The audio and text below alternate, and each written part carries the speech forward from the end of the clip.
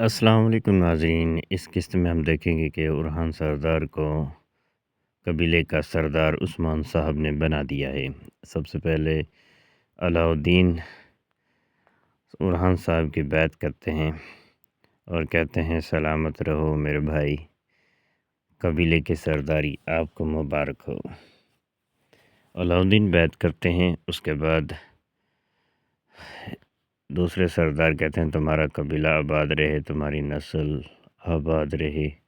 عثمان سردار موقع پر بیٹھے ہوتے ہیں اور سب کو دیکھ رہے ہوتے ہیں۔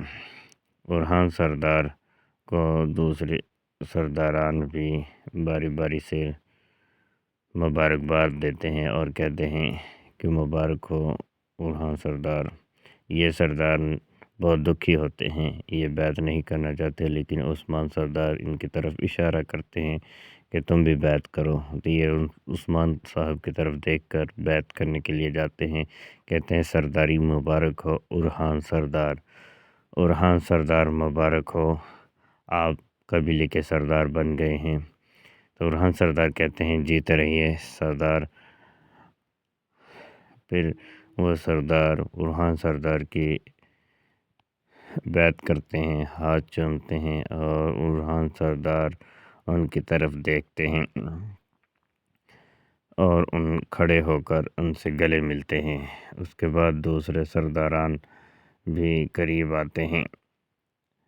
سردار اورحان بڑی محبت اور عقیدت سے ان سے ملتے ہیں۔ دیر کتائی اور بوران سردار ایک دوسرے کی طرف دیکھتے ہیں جیسے کہ یہ سردار بہت ہی دکھی ہیں، بیعت نہیں کرنا چاہتے تھے۔ پھر دوسرے سرداران بھی آگے بڑھتے ہیں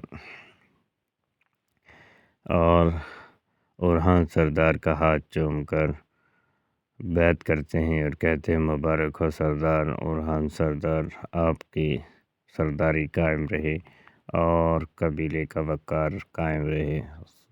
عثمان سردار بھی بیٹھے ہوئے ہوتے ہیں اور تمام منظر دیکھ رہے ہوتے ہیں۔ اورحان سردار سرداری کی نشست پہ بیٹھے ہوتے ہیں۔ دوسری طرف فاطمہ خاتون ایک بکری کے بچے کو اٹھا کر لاتی ہے اور یکت بے کہتے ہیں دکھاؤ تمہارے پاؤں کیسا ہے۔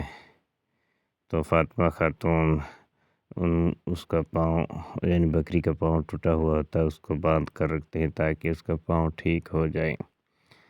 تو اس عورت کو پوچھتے ہیں آپ کی وجہ سے، وہ عورت کہتی ہے فاطمہ خاتون سے کہ آپ کی وجہ سے یہ بچہ اب ٹھیک ہے۔